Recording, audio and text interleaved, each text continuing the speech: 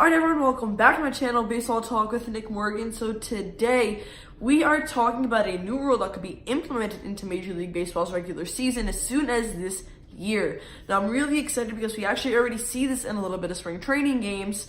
And well, a lot's gone on this offseason. We've had some superstar free agents, some crazy contracts, and now Major League Baseball is adding the 20-second pitch clock to try to speed up the game of baseball. Now, if you guys have watched any spring training games, you've probably seen it at the backstop for most of your teams' home stadiums. I know Yankees have the pitch clock, and it's usually on the camera. You guys can see it. And I'm sure other teams do as well. I'm pretty sure the Mets, I was watching the Mets the other day, they had the pitch clock.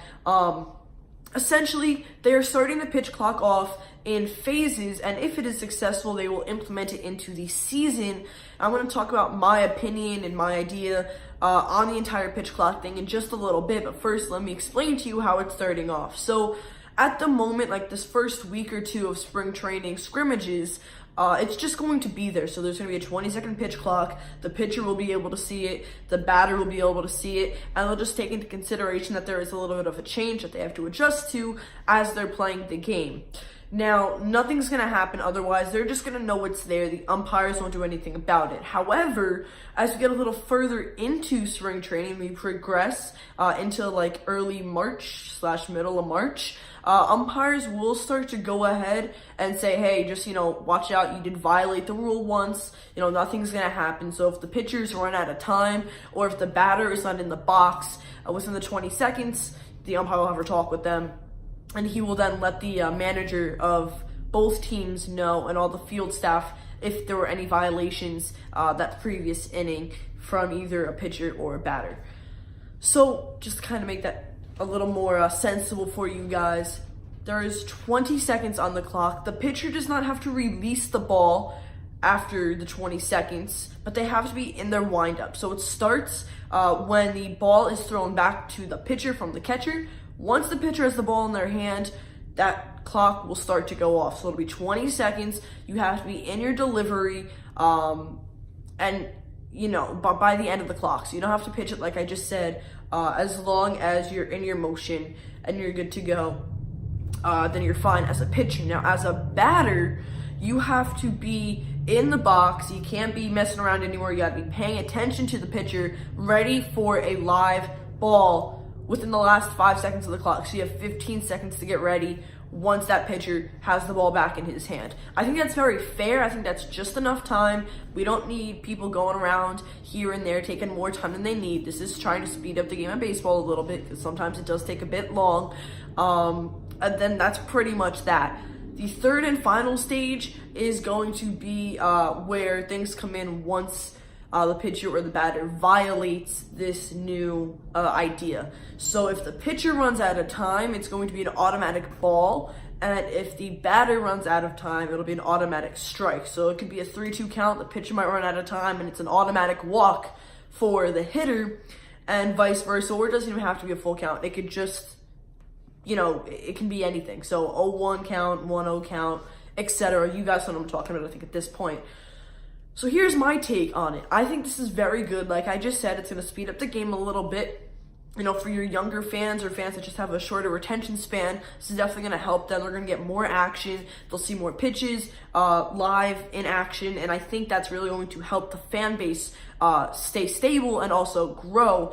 However, I do think that it might not be 100% necessary to go ahead and implement the ball strike violations.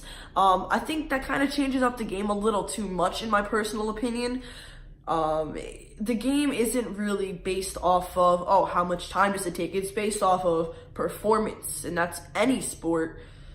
So saying that maybe a pitcher runs out of time or a batter runs out of time, there's going to be a violation going against the count. I think that's where it gets a little crazy. Maybe something that can be done to change that. Because, yes, though, this does give the players a reason to not waste time in the box or on the mound. However, I just think they could do something a little bit differently. Maybe give them a warning or add some pitches to their pitch count. As a pitcher, of course, because hitters won't have a pitch count. So maybe do something, figure out something for them.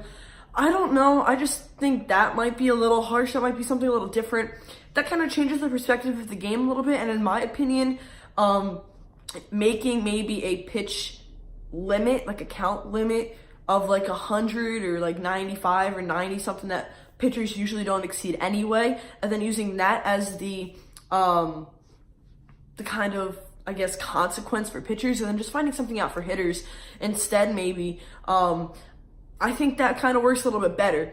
And that's, again, in my opinion, because altering the game in the sense of, wasting 20 seconds and, immediately throwing out like a ball or strike penalty, I think is a little much.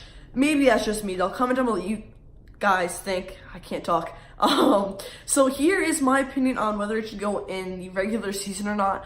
I think they can at least definitely use it in the middle of the season, maybe not so much, opening day. I think maybe opening day should be kind of as, baseball has been for the last however many years it's been, without the pitch clock, which 100-something years of baseball. Maybe implement it for games like the All-Star Game, the World Series, playoff games like the Wild Card, and NLCS, ALCS, ALDS, NLDS, etc. I think those times are good times to have that. Maybe, so with that being said, use it for opening day. But for regular games, maybe it might not be necessary.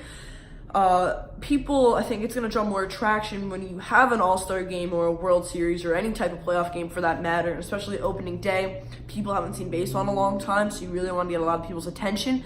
Those might be the best times to kind of go ahead, use the 20-second pitch clock. But other than that, I kind of like the time duration, like 2.5 hours, 3 hours for a typical game. That's not bad. I actually like that. Of course, I'm older and I can kind of understand the game a little bit better, and I like watching the game. That's not the case for every fan. So yeah, I see where Major League Baseball is coming from with that. And yeah, that's pretty much the end of my pitch clock discussion here. I do want to say really fast though, that there were some other changes Major League Baseball was potentially thinking about putting into the game. That was the universal DH, so adding a designated hitter slot into the National League rosters as well, and not just the American League rosters. And then, I don't know who started this rumor, but there was something that said that they might take out the DH completely. Don't think that's happening. I don't think the universal DH is happening anytime soon either.